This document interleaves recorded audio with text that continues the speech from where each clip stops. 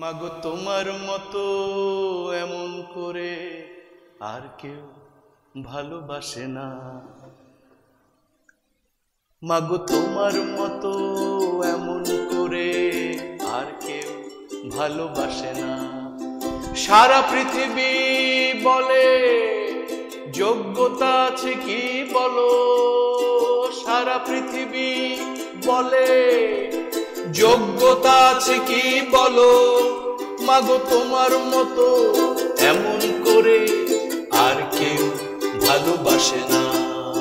সারা পৃথিবী বলে যোগ্যতা আছে কি বলো, সারা পৃথিবী বলে যোগ্যতা আছে কি বলো।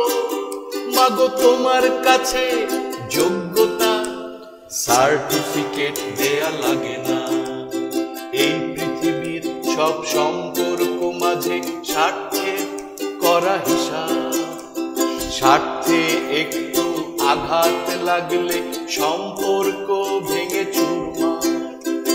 একজনই আছো তুমি মা, ভালোবাসো স্বার্থ ছাড়া। একজনই আছো তুমি মা, ভালোবাসো স্বার্থ ছাড়া। মাগো তোমার মতো এমন করে আর কে ভালোবাসে না। অলরেডি আপনারা দেখে নিলেন যে কে আজ ইভানের নিমন্ত্রণে, মানে আমার নিমন্ত্রণে সংবাদ প্রকাশের স্টুডিওতে আছেন। আর তার যোগ্যতা নিয়ে আমার বলার আলাদা করে কিছু নাই। এই মুখ, এই চেহারাটাই যথেষ্ট।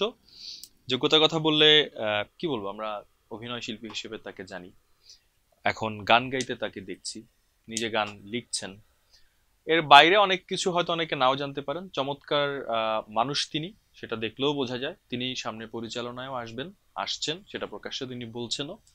এবং অনেকেই আনন্দ খালেদ সম্পর্কে বলেন যে একটা শিশুর মতন মানুষ। আমি সাক্ষী দিচ্ছি, তিনি সত্যিকার অর্থেই শিশুর মতন একজন মানুষ। আরো কিছু যোগ্যতা তার বা ভালো লাগা, সেই সব কিছু আমাদের যে ইভানের নিমন্ত্রণে এই আড্ডায় তুলে আনবো। আপনারা আমাদের সাথে থাকবেন সেই প্রত্যাশা করছি। আমি ইভান আপনাদের সাথে আছি। আনন্দ ভাই, স্বাগত আমার আড্ডায়। অনেক ভালো লাগছে ইভান ভাই, বিশেষ করে আপনার সাথে যে আড্ডা দিচ্ছি। আমি আসলে অপেক্ষা করি যে কখন আপনার সাথে আড্ডা দিব, কারণ অভিনয় তো একসময় সিরিয়াসলি করেছি, এখনো করছি। অভিনয়ের প্রতি আপনার যে ডেডিকেশন, এটা আমাকে মুগ্ধ করে।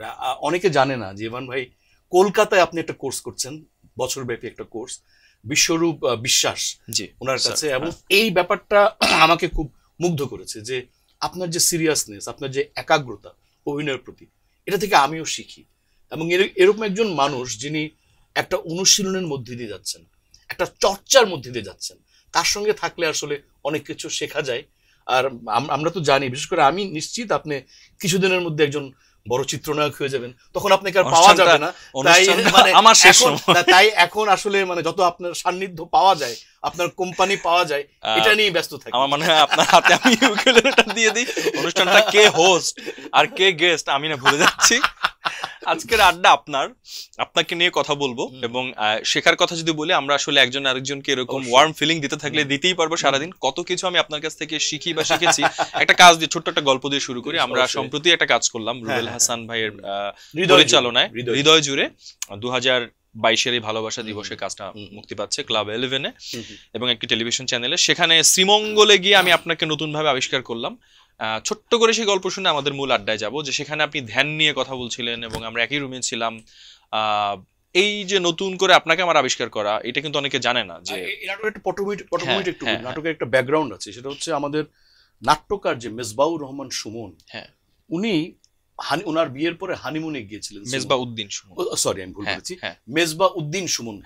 আমাদের নাট্যকার মেজবাউদ্দিন সুমন ভাইয়ের বিয়ের পরে উনি শ্রীমঙ্গলে হানিমুনে যান এবং এই জায়গাটাকে উনি ভালোবেসে ফেলেন এবং একটা স্ক্রিপ্ট লেখেন। কিন্তু মানে প্রজেক্টটা এত ব্যয়বহুল একটা প্রজেক্ট, এত এক্সপেন্সিভ যে কেউ করার সাহস পাচ্ছিল না। আমাদের রুবেল হাসান ভাই ডিরেক্টর, উনি সাহস করে এগিয়ে আসলেন যে না। এবং আরেকজন মানুষকে ধন্যবাদ, যে আকবর হায়দার মুন্না ভাইকে ধন্যবাদ। এবং রুবেল ভাই বললেন যে আপনি বাজেট নিয়ে ভাববেন না, আমি এটা করব। খুব এক্সপেন্সিভ প্রজেক্ট, কারণ আমরা, আপনার মনে আছে 4 দিন ছিল, আরো 2 দিন 6 দিন শুটিং হয়েছে। এবং শ্রীমঙ্গলে থাকা, ওখানে গিয়ে শুটিং করা, আমাদের যে 1 ঘন্টা নাটকের বাজেট, মানে চা বাগান, পাহাড়, এবং সেখানে ক্যাম্পফায়ার করা, রাতে বারবিকিউ করা। আমার মনে হয় আমাদের সম্মানিত দর্শকরা জানেন যে আমাদের 1 ঘন্টার নাটকের বাজেট কত। তো এই বাজেটে আসলে এরকম ব্যাপক অ্যারেঞ্জমেন্ট নিয়ে একটা কাজ করা এটা কিন্তু খুব চ্যালেঞ্জিং, এবং বাজেটের পয়েন্ট অফ ভিউ থেকে খুব একটা দুঃসাহসিক কাজ। রুবেল ভাই সাহস করে এগোলেন, তাই সুমন ভাইয়ের স্বপ্নটা পূরণ হলো যে ওনার যে স্ক্রিপ্টটা ওনার হানিমুনের যে বা তারপরে গিয়ে লেখা, এবং উনি একটা ফেসবুকে পোস্ট দিয়েছেন যে উনি হানিমুনে যাওয়ার পর আরো বহুবার ভাবিকে নিয়ে শ্রীমঙ্গলে গিয়েছেন, ওনার ড্রিম প্রজেক্ট ছিল এটা। তা এবং আমাদের অপূর্ব ভাইয়ের কথা বলতে হয়, অপূর্ব ভাই যেভাবে এগিয়ে এসেছেন, আমাদের অপূর্ব ভাই তো একজন সুপারস্টার, এবং উনি কিন্তু খুব হার্ট এন্ড সোল দিয়ে ট্রাই করেছে প্রজেক্টটা যাতে হয়, আমরা সাক্ষী। এবং ওনার একটা বিশাল ভূমিকা আছে। উনি এভাবে যদি অভয় না দিতেন, আশ্বাস না দিতেন, সাহস না দিতেন, প্রজেক্টটা কিন্তু হতো না।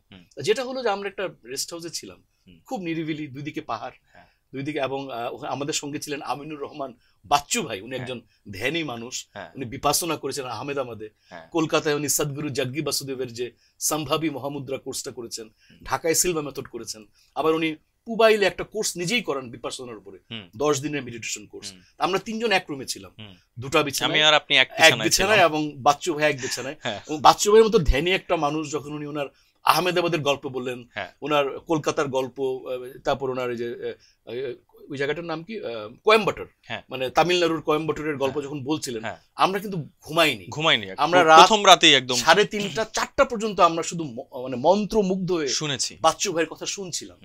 এবং আমি একটা কমেন্ট করে বসলাম যে আসলে দুই দিকে পাহাড়, চারিদিকে নিস্তব্ধ একটা পরিবেশ, সাইলেন্স, মানে যেটাকে। এবং আনন্দ ভাই আসতেই যাচ্ছিলেন না শুটিং এর পরে, তিনি সিদ্ধান্ত নিয়েছিলেন যে আরো 2 দিন তিনি সেখানে থেকে যাবেন এবং তিনি ধ্যান করবেন।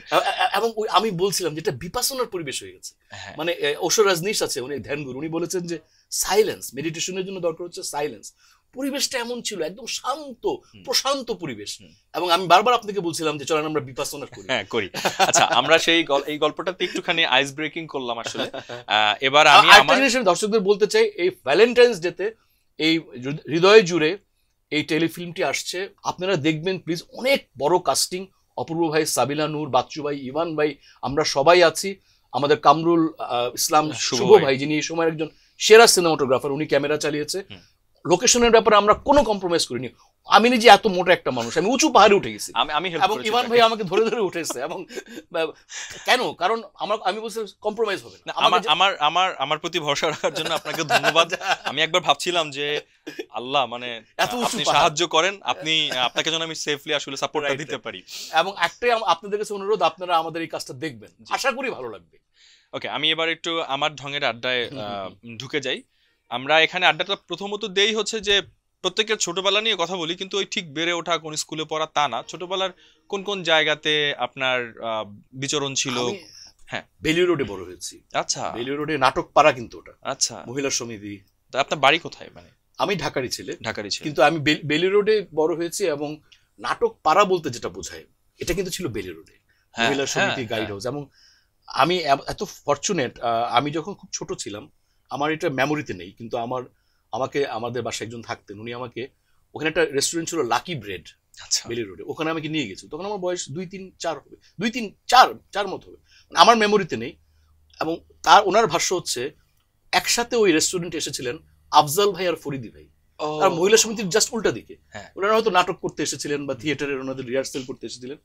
এবং আমাকে যেটা বললো যে আমি তখন শিশু, আমাকে একটা গ্লুকোজ কিনে 2জন মিলে আমাকে খাইয়েছিলেন। আহা, আমার কিন্তু সে স্মৃতি নেই, কিন্তু আমাকে আমার আত্মীয় স্বজন পরবর্তীকালে শোনা যে তোমাকে নিয়ে গেছিলাম লাকি ব্রেডে, আফজাল ভাই, ফরিদি ভাই তোমাকে দেখে আদর করলেন, ছোট একটা বাচ্চা, এবং একটা গ্লুকোজ কিনে তোমাকে খাওয়ালেন। তা এটা একটা বিশাল আশীর্বাদ আমার জন্য, কারণ আফজাল ভাইয়ের সাথে পরে আমার কাজ হয়েছে, বা আমি ওনাকে বলেছি যে আমি ছোটবেলায় আপনি আমাকে একটা রেস্টুরেন্টে আমাকে দেখে খুব আপনার ভালো লেগেছিল, আপনি আদর করে আমাকে একটা গ্লুকোজ খাইয়েছিলেন। কিন্তু ফরিদি ভাইয়ের সাথে ওইভাবে আমার আর কখনো দেখাও হয়নি, কাজও করা হয়নি। এটা আমার জন্য একটা, মানে বলে না, স্মৃতিতে নেই, আমার মেমোরিতে নেই, কারণ আমি অনেক ছোট বাচ্চা ছিলাম, কিন্তু একটা, মানে লাকি ব্রেড থেকে লাকি ইউ, এবং বাংলাদেশের সেই 2জন লিজেন্ডের কথাই। এবং ওই সময় কিন্তু মহিলা সমিতির গাইড হাউস ছিল জমজমাট, মানে প্রতিদিন নাটক হচ্ছে, এবং মানে বিশাল একটা ব্যাপার। তখন থিয়েটার ছিল একটা আমাদের সংস্কৃতির একটা প্রাণ কেন্দ্র। এই কোন সময়টার কথা বলছেন? এটা লেট 90s। তো ওই সময় বেলি রোডের, এখনকার যে বেলি রোড দেখি, ওই সময় বেলি রোডের চেহারাটা কেমন ছিল? পরে আপনি যখন আস্তে আস্তে বড় হলেন, আপনার স্মৃতি? আমি আর থাকিনি বেলি রোডে, বড় হওয়ার পরে আমি চলে আসলাম এদিকে, মানে আমাদের নিকুঞ্জ যেটা উত্তরার সাইডে। আচ্ছা আচ্ছা। কিন্তু বেলুড়ে আমি যাই সবসময় এখনো যাই। আমার কাছে মনে হয় যে এটা কমার্শিয়াল হয়ে গেছে।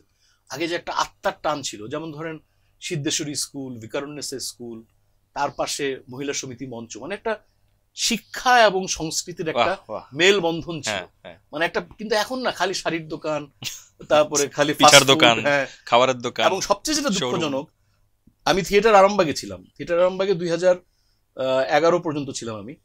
থিয়েটার আরামবাগের যে অফিসটা আমাদের ছিল, মহড়া কক্ষ, সেটা এখন হয়ে গেছে ফখরুদ্দিন কাচ্চি বিরিয়ানি। এবং যখনই আমি ওখানে যাই আমি হতাশ হয়ে যাই যে 3 তলা একটা বিল্ডিং ছিল, 3 তলাতে ছিল আমাদের থিয়েটারের মহড়া কক্ষ, ওটা এখন হয়ে গেছে ফখরুদ্দিনের কাচ্চি বিরিয়ানি। কাচ্চি বিরিয়ানি আমি খুব পছন্দ করি, কিন্তু আমার মনে হয় যে একটা থিয়েটারের মহড়া কক্ষ এখন বিরিয়ানির দোকান। এটা ভাবতে আসলে মানে ধাক্কা খাওয়ার মতনই ব্যাপার। এই বাণিজ্যিকরণের এটাই আসলে সুখ বা দুঃখ দুটোই হতে পারে, আমরা জানি না। আর এছাড়া ঢাকায় ওই সময় আপনার কোন কোন জায়গায় বিশেষ করে আড্ডা কিংবা গল্প করা? আমি ভীষণ পছন্দ, আমি কণ্ঠশীলনে কোর্স করেছিলাম। কণ্ঠশীলন কোর্সটা তো টিএসসি তে, ওখানে যেতাম। ওখানে খুব, এখন যে একটা সুইমিং পুল আছে টিএসসির পিছন দিকে, ওই সুইমিং পুলের পাশে বসতাম আমরা। কিন্তু আমি কিছুদিন আগে গিয়েছিলাম, এখন জায়গাটা নষ্ট হয়ে গেছে, মানে আগের মতো নেই। কিন্তু তখন খুব প্রাণবন্ত ছিল, খুবই প্রাণবন্ত একটা জায়গা ছিল, একটা সুইমিং পুল, চারপাশে সব ছেলেমেয়েরা মহড়া করছে, শুদ্ধ উচ্চারণ শিখছে, কবিতা আবৃত্তি। কণ্ঠশীলন তো এখনো আছে? এখনো আছে। তা ওখানে খুব ভালো সময় কেটেছে।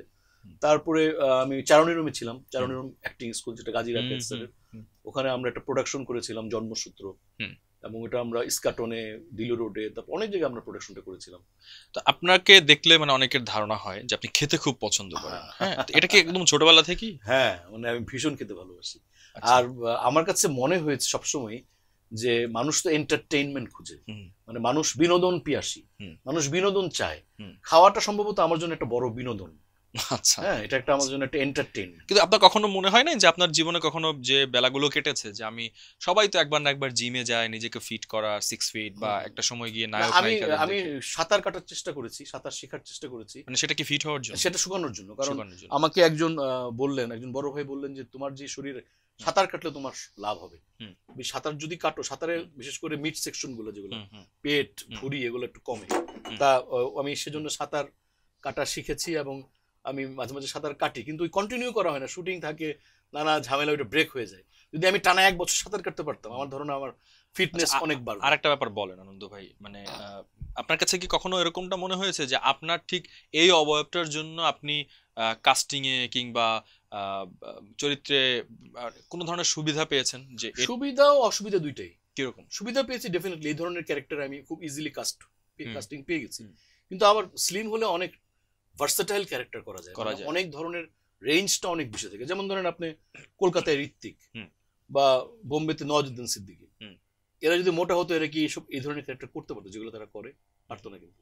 বা অনির্বাণ, বা আমাদের এখানে এখন যেমন সোহেল মন্ডল, বা এরা যে বিভিন্ন রেঞ্জের ক্যারেক্টার। মানে আপনি যদি আমাকে একটা ক্যারেক্টার দেন যে আমি সে বস্তিতে থাকি, আমি একটা বাদাম বেচি, আমাকে কিন্তু মানাবে না, বিকজ অফ মাই ফিগার। আমার ফিগারে কিন্তু এই ক্যারেক্টার হবে না। মানে অন্তজ শ্রেণীর যে ক্যারেক্টারগুলো, বা আমি একটা ধরেন নেশার পুটলি বানায় বিক্রি করতেছি, যেগুলো ওয়েব সিরিজে খুব পপুলার যে ক্যারেক্টারগুলো, ওখানে কিন্তু আমাকে তাহলে কি আপনার ভিতরে একটা দুঃখবোধ কাজ করে? দুঃখবোধ না, মানে আমি বললাম যে মানে ফ্যাক্ট বললেন আপনি, অসুবিধাও আছে, সুবিধাও আছে। আচ্ছা, ঠিক আছে। আবার খুব কালারফুল, জলি, খুব আমুদে টাইপের ক্যারেক্টার আবার আমি ইজিলি কাস্ট হয়ে যাই। আচ্ছা, ফাইন। এবার আমি আবার আড্ডার দ্বিতীয় ধাপে চলে যাই। ছোটবেলার ঢাকার কথা তো শুনলাম, সেই লাকি ব্রেড কিংবা কণ্ঠশীলন, কিংবা আপনি বলছিলেন যে আরো অনেক কথা। বড় হওয়ার পর যে ঢাকা, হ্যাঁ, আমাকে খুব স্পেসিফিক যদি বলেন যে কোন বিষয়গুলো আপনার ঢাকার এখন খুব এখনো ভাল লাগে, যে জিনিসগুলো নতুন করে অ্যাড হয়েছে? আমি খুবই ভালো লাগে সিনেপ্লেক্স, স্টার সিনেপ্লেক্স। আচ্ছা, আমি সিনেমা ভালোবাসি, I am a cinema lover. Star সিনেপ্লেক্সে আমি প্রথম যাই হলো 2008 সালে, 7 সালে। সরোয়ার ভাইয়ের ছবিটা কবে আসলো, ওই যে থার্ড পারসন সিঙ্গুলার নাম্বার, আমি সাল ভুলে গেছি, ওই ছবিটা দেখার জন্য আমি প্রথম স্টার সিনে 2009 সালে মনে হয় প্রথম যাই, এবং আই লাভ দ্য প্লেস। আমার কাছে ওই যেটা কনভেনশনাল সিনেমা হল মধুমিতা বা জোনাকিতে আমি গিয়েছি, কিন্তু সিনেপ্লেক্সের যে একটা গ্র্যান্ড ব্যাপার আছে, এটা আমাকে খুব আকর্ষণ করে। যেমন ধরেন একটা পপকর্ন নিয়ে, একটা কোকের একটা পেপসি ক্যান নিয়ে বসে, স্টার আপনি কি বলে ডলবি ডিজিটাল সাউন্ড, হ্যাঁ 2009 এটা অক্টোবরের 10 তারিখে রিলিজ হয়েছে। ডলবি ডিজিটাল সাউন্ড বলে না, একটা সাউন্ডের যে ব্যাপার, সো এই সিনেপ্লেক্সটা ছিল না, ছোটবেলায় ছিল না। হুম। এবং আমি যেহেতু সিনেমা ভালোবাসি, হুম। সিনেপ্লেক্স একটা বড় অ্যাট্রাকশন ঢাকা শহরে আমার। হুম। আর আশুলিয়ার সাইডটা খুব ভালো লাগে, নদীর পারে, বিশেষ করে বর্ষার সময়টা হুম। যখন নদীগুলো। স্টার সিনেপ্লেক্স ছাড়া আর কোন কোন সিনেমা হল আপনি গিয়েছেন? আমি মধুমিতায় গিয়েছি, আমাদের ছুঁয়ে দিলে মন যখন আসলো তখন আমরা আসলে মধুমিতায় গিয়ে দেখেছি। জোনাকিতে ছোটবেলায় গিয়েছিলাম, মনে আছে অনেক আগে জোনাকিতে গিয়েছি, মধুমিতা, জোনাকি, গ্যারিসন, ক্যান্টনমেন্টে যেটা আনন্দ সিনেমা হল আমার নামে, ফার্ম গেটে, তারপরে সৈনিক ক্লাবে গিয়েছি, অনেক সিনেমা হলে গিয়েছি। বাট সিনেপ্লেক্স আমার ভালো লাগে, মানে আছে না, মানে একটা গ্র্যান্ড একটা ব্যাপার আছে। আশুলিয়ার যে নদীর সাইডটা, মানে যখন বর্ষাকালে যখন নদীগুলো ভরে ওঠে, খুব ভালো লাগে আমার। ওখানে একটা মানে থিম পার্কের মতো আছে, বিরুলিয়ার দিকটা, হ্যাঁ ওটাও ভালো লাগে। ফ্যান্টাসি কিংডম, ওগুলোও ভালো লাগে। পুরান ঢাকা খুব ভালো লাগে। কেন? পুরান ঢাকায় যেমন বিউটি বোর্ডিং, হ্যাঁ বিউটি বোর্ডিং এ আমি মাঝে মাঝে যাই। বিউটি বোর্ডিংটা কি, এখানে কবি শামসুর রহমান বসে কবিতা লিখতেন। সৈয়দ শামসুল হকের টেবিল ছিল লেখার, 1957 থেকে 62, এই 5 বছর সৈয়দ শামসুল হক এখানে বসে লিখতেন টেবিলে। মুখোশ, বাংলা প্রথম বাংলা সিনেমা যেটা জব্বার সাহেব যেটা বানিয়েছেন, ওটা কিন্তু এখানে বসে স্ক্রিপ্ট লিখেছেন। এবং এটা একটা বিশাল ইতিহাস। আমার সুযোগ হয়েছে বিউটি বোর্ডিং এ শুটিং করার, এবং একটা টেলিভিশনের জন্য অনুষ্ঠান করতে ওখানে গিয়েছিলাম, এবং তখন আমার ভিতরে একটা প্রচন্ড দুঃখবোধ হয়েছে যে এরকম একটা জায়গাকে আমরা ওইভাবে সামনে আনতে পারছি না, প্রমোট করতে পারছি না, তার কথাও খুব কম বলছি। একটা কষ্ট আমার ভিতরে তখন লেগেছিল। এবং বিউটি বোর্ডিং এর একটা অদ্ভুত ব্যাপার হচ্ছে, এখানে একটা পত্রিকা ছিল, এই পত্রিকাটাই কিন্তু প্রথম কবি শামসুর রহমানের কবিতা প্রকাশিত হয়। এই পত্রিকা অফিসটা কিন্তু তখনও বিউটি বোর্ডিং হয়নি, তখন একটা পত্রিকার অফিস ছিল, এবং এখান থেকে কবি শামসুর রহমানের প্রথম কবিতাটি প্রকাশিত হয়। এবং এটা একটা অনেক সমৃদ্ধ ইতিহাস। এবং আমাদের যে শহীদ কাদরি, যার বিখ্যাত কবিতা তোমাকে অভিবাদন প্রিয়তমা, শহীদ কাদরি কিন্তু থাকতেন বিউটি বোর্ডিং এর পাশেই, ওনার বাসা ছিল। আর কবি শামসুর রহমানের বাসা ছিল মাহুতটুলিতে। তার শহীদ কাদরি, সৈয়দ শামসুল হক, কবি শামসুর রহমান এবং সবাইকে এখানে জড়ো করেন। এবং ওনাদের আড্ডা ছিল ভয়াবহ আড্ডা, সকাল 10টা থেকে রাত 11টা টানা আড্ডা চলছে, মানে একটা চরম একটা আড্ডা। এবং একটা বই আছে, একটা বই বের করেছে বিউটি বোর্ডিং এর স্মরণিকার বই, ওখানে আড্ডার স্মৃতিগুলো আছে, অসাধারণ। এবং কলকাতা থেকে ভানু বন্দ্যোপাধ্যায় চলে আসছে শুধু এই বিউটি বোর্ডিং দেখার জন্য। 60-এর দশকের শুরুতে ভানু বন্দ্যোপাধ্যায় ছিলেন বিখ্যাত কৌতুক অভিনেতা কলকাতার সিনেমা, উনি শুধু বিউটি বোর্ডিং দেখার জন্য ঢাকায় চলে আসছেন। না সেটাই, মানে তুলনা করছি না, মানে কফি হাউসের মতন যদি এরকম একটা গান হয়ে থাকতো বিউটি বোর্ডিং নিয়ে বা এরকম কিছু নিয়ে, আমরা করে ফেলি 2 ভাই মিলে। আমি আপনার উপরে এই দায়িত্বটা দিয়ে রাখলাম, বিউটি বোর্ডিং নিয়ে আপনি একটা গান করবেন আমাদের আজকের সংবাদ প্রকাশের ইভানের নিমন্ত্রণের এই আড্ডায়। এটা একটা চাওয়া, আনন্দ ভাই বিউটি বোর্ডিং নিয়ে একটা গান করবেন, এবং আপনাকে থাকতে হবে। আমি আছি, আমাকে দিয়ে যদি কোনো কিছু আপনার এটা হয়, আমি আপনার সাথে আছি, দুজন মিলে গাইবো। আরেকটা জায়গা খুব ভালো লাগে আমার, আহসান মঞ্জিল। আহসান মঞ্জিল মনে হয় কি, মানে আমি চোখের সামনে সেই নবাব বাড়ির ইতিহাসগুলো দেখছি। আপনি জানেন কিনা জানি না, একজন নবাব কিন্তু খুন হয়েছে এখানে। আচ্ছা, একজন নবাবের একজন বাইজি ছিল। আচ্ছা, খুব তখন তো বাইজি কালচার, মানে 1920-30 সালে বাইজি ছিল। ওই বাইজির প্রেমে পড়ে যায় তার এক ঘোষ সরোয়ার। আচ্ছা, কিন্তু ওই বাইজি কিনে যখন সে পালাতে চায়, তখন নবাব বাধা দেয়, তখন নবাবকে খুন করে ওই বাইজিকে নিয়ে ওই যে ঘোড়া চালায় উনি পালিয়ে গিয়েছিলেন। তো অনেক কাহিনী আছে আহসান মঞ্জিল, মানে এখানে আপনার এটা খুব ভালো লাগে। তারপরে আরো যেমন ধরেন আমার ইয়েটা খুব ভালো লাগে, সূত্রাপুর সাইডটা ভালো লাগে, নদীটা, নদীর পাশে চালের আড়ত, খুব ভালো লাগে। এখন গেলে খুব নস্টালজিক ফিলিং হয়। ঢাকা কিন্তু অনেক পুরনো শহর, অনেকে জানে না কলকাতা থেকে ঢাকা বেশি পুরনো শহর। কলকাতা হয়েছে কয়েকশো বছর, জব চার্নক সাহেব ব্রিটিশ, উনি কিন্তু কলকাতাটা বেসিক্যালি শহরটা তৈরি করেন, কিন্তু ঢাকা অনেক পুরনো শহর। এবং যখন নবাব সিরাজউদ্দৌলা যুদ্ধে হেরে গেলেন, তখন তার খালা ছিলেন ঘসেটি বেগম, মা ছিলেন আমিনা খাতুন। এই দুইজনকে তখন মির্জাফর আলী খান, যে নবাব সিরাজউদ্দৌলার সাথে বিদ্রোহ করলেন, তিনি এদেরকে বন্দি করে ঢাকায় পাঠিয়ে দেন। এবং এই যে কেরানীগঞ্জ যেটা প্রাসাদ ছিল, জিঞ্জিরা প্রাসাদ, এখানে দুজনকে আটকে রাখেন। এই যে সিরাজউদ্দৌলার মা, খালা, তার স্ত্রীকে এই প্রাসাদের মধ্যে তাদেরকে বন্দি করে রাখেন। এটা হলো 1757 সালে। এবং এখানে তাদের বন্দি জীবন কাটে 3 বছর। 1760 সালে মির্জাফর আততায়ী পাঠান, তারা এসে এই দুই মহিলা, মানে সিরাজউদ্দৌলার খালা ঘসেটি বেগম এবং মা আমিনা খাতুনকে নিয়ে বুড়িগঙ্গায় ডুবিয়ে মেরে ফেলে। তো তো ঢাকা যে কত ইতিহাসের সাক্ষী, সাক্ষী, মানে এটা অকল্পনীয় একটা শহর। মানে এটা আসলে ঢাকা, আপনি যদি ঢাকার মধ্যে ডুবে যান, ঢাকার ইতিহাস, ঢাকার ঐতিহ্য, এটা মানে শেষ নাই, এক জীবনে গবেষণা করে শেষ করা যাবে না। আচ্ছা, আমি এই প্রসঙ্গে একটা কথা একটু অধিকার নিয়ে বলতে চাই যে আমাদের এই যে সোশ্যাল মিডিয়াতে যে শোজ বা আমরা যে এখন এই শোজ গুলো করছি, সবাই একটা মানে চটকদার জিনিসপত্র পছন্দ করেন, কিংবা আমাদের এই শোয়েরও যদি টাইটেলটা খুব চটকদার হয় তাহলে হয়তো অনেক ভিউজ হবে, অনেক কিছু হবে। কিন্তু এই সোশ্যাল মিডিয়াতে মানে ফেসবুক, ইউটিউব বা এরকম জায়গায় যারা আছেন, যারা এরকম কথা শুনতেও পছন্দ করছেন, তারা হয়তো দেখে স্কিপ করে যাচ্ছেন। তারা যদি মানে থাকতেই পারেন, এখানে 5 জন শিক্ষক দেখছেন, 5 জন ডক্টর দেখছেন, 5 জন লয়ার দেখছেন, বা 5 জন সাধারণ মানুষই দেখছেন, আপনাদের এই কথাগুলো যদি একটু ভালো লাগে, আপনারা তো বলেন সবসময় একটু ভালো ভালো কথা বলতে, আমরাও চাইলে 5টা অন্যরকম প্রশ্ন করে এই শোকে ভাইরাল করার একটা চেষ্টা করতে পারতাম। কিন্তু আমরা যারা এই চেষ্টাগুলো করছি, আজকে আনন্দ খালেদ একজন অভিনেতা, তার মুখে এরকম গল্পগুলো শুনছি, আপনারা একটু আমাদেরকে উৎসাহ দেওয়ার জন্য হলেও কমেন্ট, ভালো মন্দ সমালোচনা দরকার হলো, কোন ইনফরমেশন ভুল হলো সেগুলোও বলেন, কিন্তু পার্টিসিপেট করেন। এটা আপনাদের প্রতি আমার খুব বিনীত একটা নিবেদন, বিনীত অনুরোধ। এই গল্পগুলো হোক, সবগুলোই চলুক, সব ধরনের আড্ডা, সবকিছুই চলুক। সংবাদ প্রকাশের যেই প্রয়াসটা, এই প্রচেষ্টাটা, সেখানে আপনাদের সহযোগিতা কামনা করছি।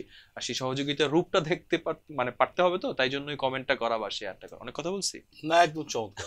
কিন্তু আপনার সঙ্গে আমার একটা গান গাওয়ার কথা ছিল একসাথে, আমরা দুই ভাই আমরা গান গাবো, গানের পর একটা, হ্যাঁ আমরা গানটার পর ছোট্ট করে অন্য একটা, এটা আমরা দুজন মিলে গাবো নিশ্চয়ই, এবং এটা আমাদের মানুষ আমাকে ক্ষমা করে। এবং এই গানটাও কিন্তু একটু ক্লাসিক গানই, হ্যাঁ চটুল গান না, বেশ গভীর একটা ভালোবাসার প্রেমের গান। আমরা এই গানটা গাইছি তাদের জন্য যারা ভালোবাসতে চান, যারা হৃদয়ে ভালোবাসা রাখেন এবং ভালোবাসায় বিশ্বাস করেন, তাদের জন্য আমরা এই গানটা উৎসর্গ করছি, যারা যারা ভালোবাসতে চান।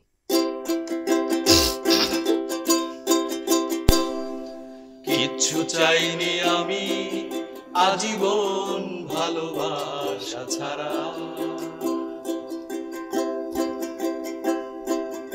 আমিও তাদের দলে বারবার মরে যায় যারা। না কিচ্ছু চাইনি আমি আজীবন ভালোবাসা ছাড়া,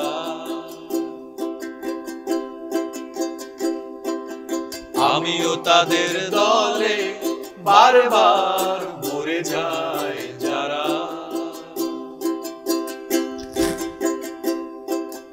সময় ঘষালে গেছিলালি যায় খয়ে খয়ে, আমি একা বসে থাকি প্রেমিকের অপেক্ষা হয়ে। বাতাসে প্রবাদ আর আকাশে আদিম ধ্রুব তারা, বাতাসে প্রবাদ আর আকাশে আদিম ধ্রুব তারা। কিচ্ছু চাইনি আমি আজীবন ভালোবাসা ছাড়া, না না কিচ্ছু চাইনি আমি আজীবন ভালোবাসা ছাড়া, আমিও তাদের দলে বারবার মরে যাই যারা। না না কিচ্ছু চাইনি আমি আজীবন ভালোবাসা ছাড়া। থ্যাংক ইউ, চমৎকার চমৎকার চমৎকার স্মৃতি হয়ে থাকলো। হ্যাঁ নিশ্চয়ই, আমাকে একটু এই যন্ত্রটি সম্পর্কে বলেন। এইটা আপনি বাজাচ্ছেন গিটারের মতোই দেখতে। না, এটা গিটারের ছোট ভাই। ছোট ভাই, এটার নাম ইউকেলেলে। উকেলেলে, উকেলেলে, ইউকেলেলেও বলে অনেকে উকেলেলে। উকেলেলে এটা হচ্ছে একটা হাওয়াইন যন্ত্র, এবং এটার ইতিহাস হচ্ছে একজন রাজা ছিল হাওয়াইয়ে, খুব মোটা ছিল আমার মতো, আঙ্গুলগুলা মোটা, গিটার বাজাতে পারতো না। তা তিনটা, ওরা পর্তুগিজ তিনজন, এই ছোট গিটারের ছোট ভাই 4 তার, ওর গিটার তো 6 তার, এটা 4 তার, এটা তৈরি করে হাওয়াই দ্বীপে নিয়ে যায়। তখন ওই রাজা, যিনি, তার খুব শখ ছিল গিটার বাজানোর, কিন্তু সে তো অনেক মোটা, আঙ্গুলগুলা মোটা, গিটার বাজাতে পারে না। এটা সে একবারে বাজায় ফেলল। যখন এই রাজার কাছে হাওয়াই দ্বীপে গিয়ে এই যন্ত্রটা, ওরা তো রাজার জন্য বানায়নি, ওরা ওদের মতো করে বানাইছে, রাজাকে যখন দিল তখন রাজা একবারে জিনিসটা বানায় ফেলল, বাজায় ফেলল, মানে জিনিসটা বাজায় ফেললো। এবং রাজা ওয়াজ ভেরি এক্সাইটেড যে আরে আমি তো গিটার বাজাতে পারি না, কিন্তু আমি এটা বাজাতে পারতেছি। তখন এই রাজা এই যন্ত্রটাকে পুরো আমেরিকাতে পপুলার করলো, হাওয়াই এবং হাওয়াইয়ের আশেপাশে সব জায়গায় পপুলার করলো, এবং যারা একটু মোটা, যাদের আঙ্গুল মোটা বা আঙ্গুল অত শক্ত না, তাদের কাছে এটা গিটারের অল্টারনেটিভ হয়ে গেল। এবং এই যন্ত্রটা ক্যারিবিয়ান অঞ্চলে খুব পপুলার হলো, ক্যারিবিয়ান সাইডটা যারা আমরা ওয়েস্ট ইন্ডিজ বলি, পুরো আমেরিকাতে পপুলার হলো, এবং অনেক বড় বড় সিঙ্গার কিন্তু এটা বাজিয়েছেন গিটারের পাশাপাশি। এবং এটা বাংলাদেশে এখন প্রচন্ড পপুলার। আমার কাছে মনে হয় যে এই কথাগুলো শোনার পর এবং এই ইউকেলেলে হাতে বা উকেলেলে হাতে আপনাকে দেখার পর এটা আরো বেশি জনপ্রিয়। এবং একটা কথা আমি বলি, আমি কিন্তু গিটার বাজাতে পারি কিন্তু অত ভালো বাজাতে পারি না। আমার আঙ্গুল অনেক মোটা, আমি একটু মোটা, অত শক্তও না আমার আঙ্গুল। আমার জন্য কিন্তু এই যন্ত্রটা ওই রাজার মতোই খুব স্যুট করে। এবং আমার ধারণা বাংলাদেশে অনেকে যারা গিটার বাজাতে পারে না বা গিটার বাজানোর শখ, কিন্তু এখন কি করবে, গিটারটা পারে না, তারা কিন্তু এটা বেছে নিতে পারে। দেখছেন ইভানের নিমন্ত্রণে সংবাদ প্রকাশের ফেসবুক পেজটা লাইক করে রাখবেন প্লিজ, আর ইউটিউব চ্যানেলটা সাবস্ক্রাইব করে রাখবেন। আমার নিমন্ত্রণে আজ আমার সাথে আমার প্রিয় মানুষ, আমি একদম মানুষ পরিচয়টা সবার আগে দিলাম, আনন্দ ভাই আছেন, আনন্দ খালেদ।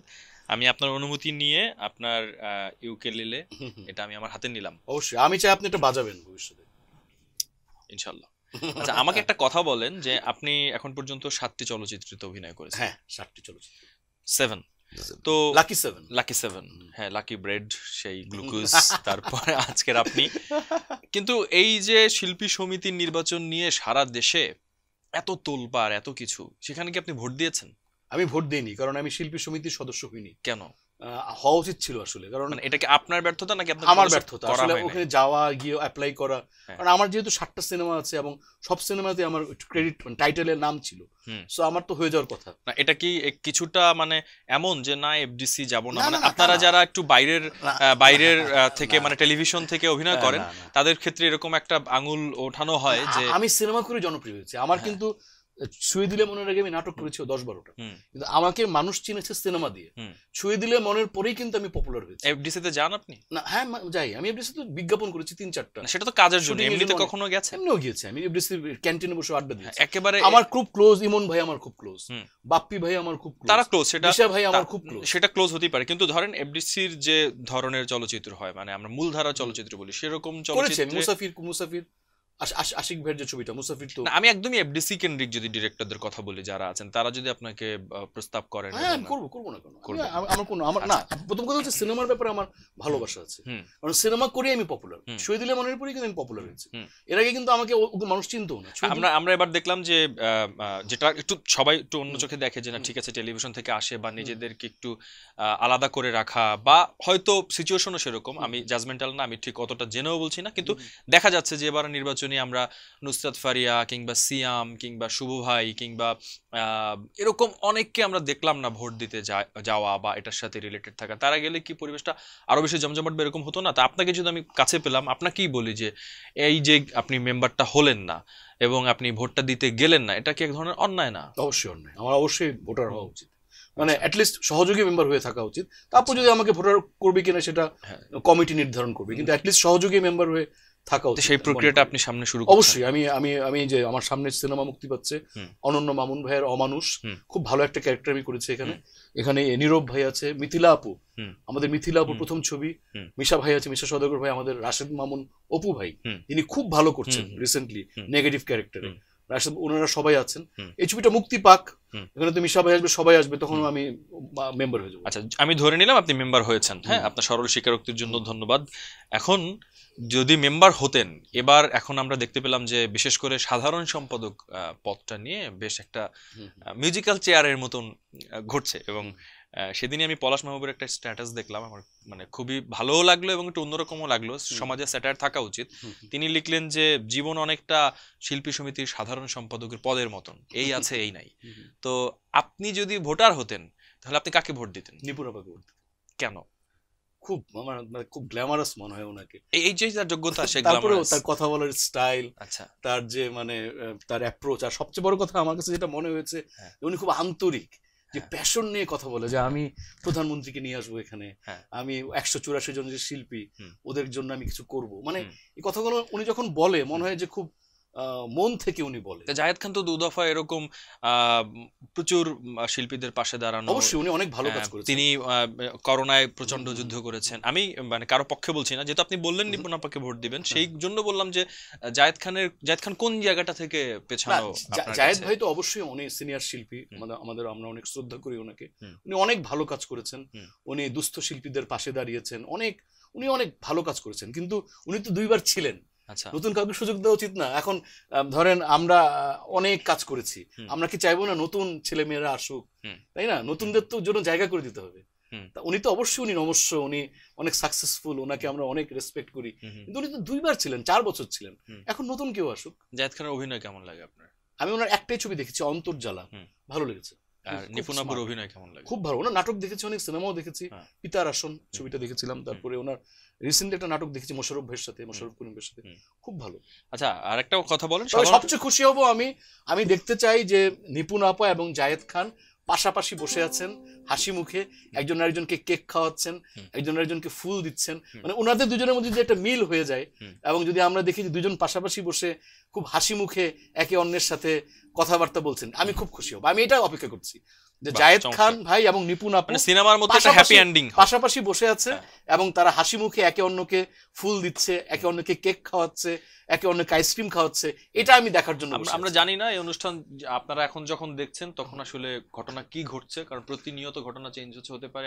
এতক্ষণে সেই ঘটনা ঘটে গেছে, তারা পাশাপাশি বসে আছেন, তারা একসাথে মিষ্টি মুখ করছেন, একসাথে একজন আরেকজনকে মিষ্টি খাওয়াচ্ছেন। আরেকটা কথা, আপনি খুব সৎ মানুষ, তো আমি জানি সেই থেকে আপনি সৎ উত্তরে দিবেন। আপনি সভাপতি পদে কাকে ভোট দিতেন? এটা খুব টাফ, কারণ ইলিয়াস কাঞ্চন ভাই তো সুপারস্টার, সড়ক আন্দোলনের একজন নেতা, কিন্তু মিশা ভাইয়ের সাথে আমার পার্সোনাল সম্পর্ক এত গভীর, মানে ছুঁয়ে দিলে মনে। মিশা ভাইয়ের সাথে আমি প্রায় 15 দিন সিলেটে একসাথে ছিলাম। এই যে অনন্য মামুন ভাইয়ের পার্সোনাল সম্পর্ককে বেশি গুরুত্ব দিচ্ছেন? অনন্য মামুন ভাইয়ের যে অমানুষ সিনেমাটা করলাম, সেখানে আমরা একসাথে 15 দিন 20 দিন একসাথে ছিলাম। পার্সোনাল তার সাথে আমার তো গভীর সম্পর্ক। কাঞ্চন ভাইয়ের সাথে আমার পার্সোনাল কোনো সম্পর্ক নেই, কিন্তু কাঞ্চন ভাইকে আমি অনেক রেসপেক্ট করি, সড়ক আন্দোলনের ওনার যে ভূমিকা, এটার জন্য অনেক রেসপেক্ট করি। এখন এখানে সমস্যাটা আপনি বুঝতে পারছেন যে একজনকে আমি অনেক দূরের থেকে সম্মান করি, আরেকজন আমার কাছের মানুষ। এখন আপনি হলে কাকে ভোট দিতেন? আমি মানে আমি তো ভোটারই না। আমি একটা ভোটে আপনার খুব কাছের আপন মানুষ দাঁড়িয়েছে, আরেকজন দূরের মানুষ, কিন্তু আপনি অনেক সম্মান করেন, আপনি কাকে ভোট দিবেন? আমি আসলে যেহেতু কাছের মানুষ, সে বুঝবে, আর সে তো 2 বছর ছিল, মানে 2 টার্ম ছিল, তো আমি আসলে যে সাংগঠনিকভাবে সড়কে যিনি সফল তাকে একবার দিতাম, কারণ তিনি তো আসলে লিজেন্ড। আর বাকি জন তো 2 বছর আসলে ছিলেনই, এবং 2 বছর না 4 বছর ছিলেন 2 দফায়। তো এবং তিনি কিন্তু সেটা প্রমাণও দিয়েছেন, তিনি নিজে শপথ পড়িয়েছেন। আমার মনে হয় তিনি রাগ করতেন না, মাইন্ড করতেন না। হ্যাঁ, তাকে ভালোবাসি। সেই যেহেতু কাছের মানুষ তিনি হয়ে থাকেন, তার কাছে গিয়ে সারাক্ষণ থাকতাম এবং গিয়ে বলতাম এখন বকা দেন। কিন্তু হ্যাঁ, ইলিয়াস কাঞ্চন, আমরা চাই যে সবার মধ্যে মিলেমিশে হোক, সবাই মিলেমিশে ভালোবেসে একটা পরিবার হিসেবে শিল্পী সমিতি কাজ করুক, এটাই আমরা চাই। আমরা মিলেমিশে এখন একটা কাজ করব। সেই কাজটা হচ্ছে, আমি এখন একটা জাদুর বাক্স আপনার জন্য নিয়ে আসছি। আমার এই শোতে থাকে এটা, আসলে জাদুর বাক্স না, এটা একটা মাটির পাত্র, চমৎকার একটা মাটির পাত্র। এটার ভিতরে কিছু কাগজ আছে, সেই কাগজগুলোতে কিছু শব্দ লেখা আছে। হ্যাঁ, আমি একটু মাস্টারে দেখাই, অন্তত দেখা যাবে। এখানে 10টি পেপার আছে, এর মধ্যে থেকে বিভিন্ন শব্দ এখানে লেখা আছে। আপনি 5টি পেপার তুলবেন একটি একটি করে, এবং যে শব্দগুলো লেখা আছে সেই শব্দগুলো দিয়ে আপনার নিজের জীবনের সাথে রিলেট করে, কাজের হতে পারে, অভিজ্ঞতার ব্যাপার আছে, মানে আপনার ইচ্ছে। না না, রঙের কোনো ব্যাপার নেই। ওকে, প্রথম শব্দটা আমরা দেখি এবং আপনার ক্যামেরায় দেখব শব্দটি কি আছে, আপনার জীবনের সাথে রিলেট করে বলবেন। এটাতে দেখি, হ্যাঁ, বডি শেমিং, খুব পজিটিভ জিনিস। আচ্ছা, কারণ আমার ধারণা, আমাকে প্রচুর মানুষ বডি শেমিং করেছে যে আপনি তো মোটা কেন। যদি এটা কেউ না বলতো, ধরেন আমি আরো মোটা থাকতাম, এটা অনেকে বলেছে বলে জিনিসটা আমার কাছে একটা প্রতিক্রিয়া তৈরি হয়েছে। আমি চেষ্টা করেছি একটু সচেতন হতে, সো এটা পজিটিভ, ভালো, দরকার। কখনোই খারাপ লাগেনি। শেমিং দরকার, মানুষকে যত শেমিং করবেন মানুষ শিখবে। তা আপনি কিভাবে এটা মানে ম্যানেজ করতেন বা ডিল করতেন কিভাবে, যখন কেউ খুব বাজে ভাবে বলতো? এটা আমি মনে করি আমি জন্য দায়ী, কেন আমি মোটা হব, সো এই জন্য আমাকে শেমিং করছে। বাট এটা অনেক সময় পজিটিভ কাজ করে। আপনি দেখবেন যে একটা ছেলে সে ভালো করছে না, আপনি অনেকে লজ্জা দিল, তখন তার মধ্যে একটা জেদ তৈরি হয়, সেই জেদ থেকে সে উত্তরণ করে। এটা তো আপনার কথা বলছেন, যাদের জেদটা তৈরি হয় না, যারা রীতিমতো কষ্ট পায়, তাদের জন্য আবার সমস্যা। কারণ আমাদের এই সোসাইটি তো আসলে প্রত্যেকটা মানুষকে তাদের দুর্বলতা দিয়ে আইডেন্টিফাই করে না, তাদের জন্য তাদের ক্ষেত্রে সংবেদনশীল হওয়া উচিত।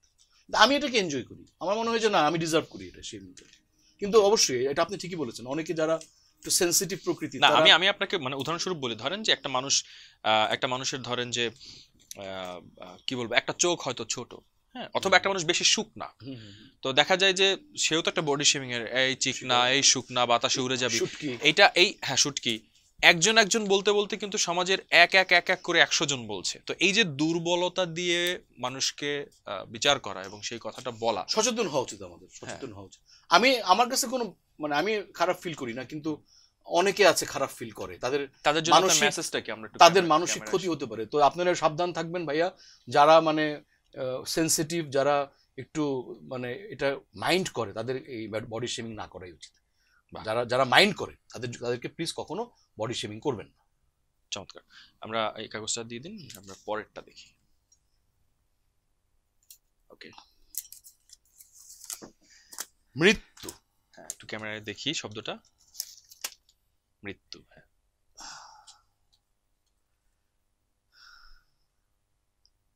কি বলবো, মানে রবীন্দ্রনাথ ঠাকুর বলেছেন, মরণেরে তুহু মম শ্যাম সমান, মরণেরে তুহু মম শ্যাম সমান।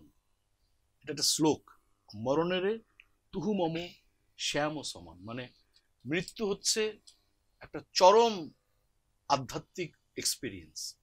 এবং যারা মিস্টিক, যারা সাধু, যারা যোগী, সুফি মাস্টাররাও বলে যে মৃত্যুর সময়টা খুব ইম্পর্টেন্ট। মৃত্যু হচ্ছে এক জগৎ থেকে আরেক জগতে ট্রানজিশন। তাই মৃত্যুর সময়ে যে অ্যাওয়ার থাকে, যে সজাগ থাকে, যে সচেতন থাকে, যে প্রসেসটাকে বুঝতে পারে, অনেকে আনকনসিয়াস হয়ে যায়, অনেকে অজ্ঞান হয়ে যায়, অনেক ওই সময় কনসিয়াস থাকে না। কিন্তু যে কনসিয়াসলি মৃত্যুবরণ করে, মানে যখন মৃত্যুর সময় যদি পুরোপুরি সচেতন থাকে, যে মানে সে বুঝতে পারছে আমি মারা যাচ্ছি, যে প্রসেসটা বুঝতে পারে, যে সে এক জগৎ থেকে আরেক জগতে যাচ্ছে, দেহ থেকে বের হয়ে যাচ্ছে, যে এই প্রসেসটা বুঝতে পারে, out of the body experience, তার জন্য এটা একটা অসাধারণ অভিজ্ঞতা, দারুণ একটা অভিজ্ঞতা। মৃত্যু নিয়ে আপনার নিজের ভাবনা কি? বা আমি যেহেতু প্রচুর মেডিটেশন করি, ধ্যান করি, সো আমি আশা করি যে আমি আশাবাদী। যদি খুব অসুস্থ হয়ে গেলে অন্য ব্যাপার, কারণ খুব অসুস্থ হয়ে গেলে তো আমি মানে আমার জ্ঞান থাকবে না, সজ্ঞানে থাকা যেটাকে বলে। আমি যদি খুব অসুস্থ হয়ে যাই তখন তো আমি আনকনসিয়াস হয়ে যাব। যদি আমি সুস্থ শরীরে মৃত্যুবরণ করি, যেহেতু আমি একজন ধ্যানী, আমি মেডিটেশন করি, আমি চেষ্টা করব প্রসেসটাকে এনজয় করতে। ওই প্রসেসটা আমি শরীর থেকে বের হয়ে যাচ্ছে, এবং দেখা যায় কিন্তু অনেকে নিয়ার ডেথ এক্সপিরিয়েন্স, যেটা এনডি, আমরা কথা বলছিলাম, অনেকে কিন্তু বলেছে যে তারা যখন শরীর থেকে বের হয়ে যায় তারা শরীরটাকে দেখতে পারে।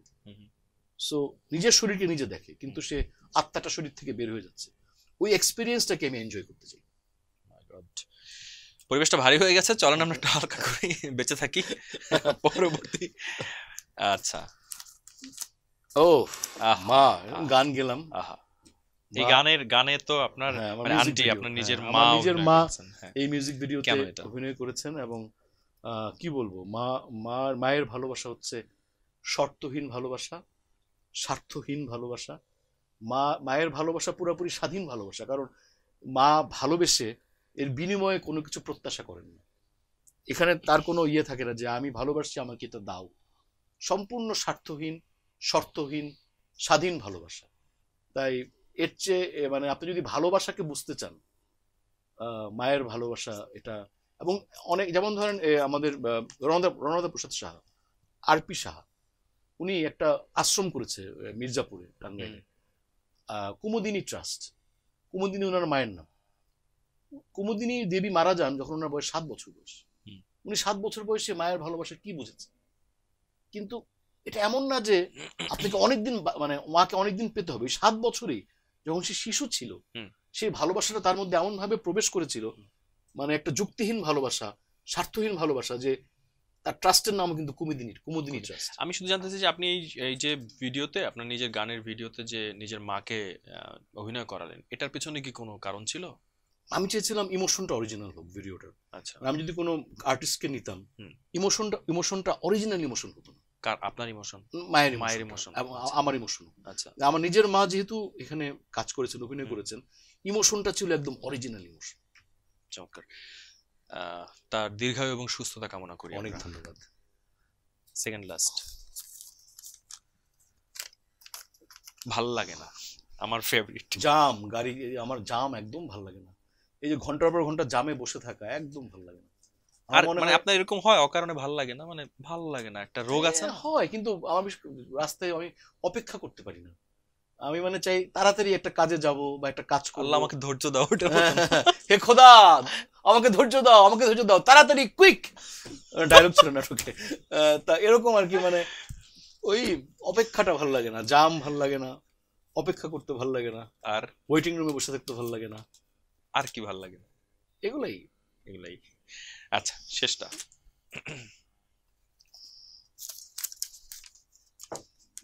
ও নারী, নারী। এই যে আমি আপনি কিছুক্ষণ আগে বললাম নিপুণ আপুকে ভোট দিব, আজকে বোঝা যাচ্ছে যে আমি মানে নারীর প্রতি দুর্বল।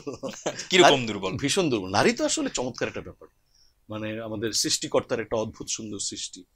এবং আপনি দেখবেন যে মেয়েরা ছেলেদের থেকে বেশি সৎ হয়, অনেস্ট হয়, ইন্টিগ্রিটি বেশি। আপনি যেমন করাপশন, আপনি যদি সারা পৃথিবীতে দেখেন, এখন তো অনেক বড় বড় সরকারি পদে বা বেসরকারি পদে পুরুষরা যেমন আছে মেয়েরাও আছে, তাই না? মেয়েদের মধ্যে কিন্তু করাপশনের রেট অনেক কম ছেলেদের তুলনায়। তাদের অনেস্টি অনেক বেশি, ইন্টিগ্রিটি অনেক বেশি, এবং তারা ধারণ করতে জানে, মানে যে কোনো একটা জায়গাকে তারা ধারণ করে এবং ইমোশনালি অ্যাটাচড হয়, এবং তার জন্য জীবনের শেষ এনার্জিটাও দিয়ে। স্পেসিফিক যদি একটা সম্পর্কের ক্ষেত্রে বলি, সম্পর্কের ক্ষেত্রে জেনারেলি একটা ছেলে বেশি অনেস্ট থাকে না একটা মেয়ে বেশি অনেস্ট থাকে আমাদের, তাই? মানে আপনি যদি হিউম্যান কোয়ালিটি ধরেন, মেয়েরা ছেলেদের থেকে এগিয়ে সবসময়। বাহ, মানে এই আপনার নারী ভক্ত আরো বেড়ে যাবে এখন। ছেলেরা কষ্ট পাবেন না, আমরাও ফাইন্ড আউট করি। আচ্ছা, আমি একটা বোনাস নিতে চাই, আপনার সাথে কথা বলতে ভালো লাগছে, এই কালারটা মিলিয়ে। হ্যাঁ, একটা বোনাস নেওয়ার জন্য ধন্যবাদ। প্রথম প্রেম, প্রথম প্রেম, প্রথম প্রেম বলে দেন আজকে বন্ধু ভাই। প্রথম প্রেম মানুষের সাথে ছিল না, আমি একটা কুকুরকে ভালোবাসতাম। তখন আমি এইখানে আপনার আর এই আধ্যাত্মিক কথা শুনতে চাই না। আমি এখানে একদমই প্রেম বলতে আমি যেটা আসলে বোঝাতে চেয়েছি, দরকার হয় নিচে আমি ডিটেলসে লিখে দেই, একজন নারীর সাথে আপনার প্রথম প্রেম।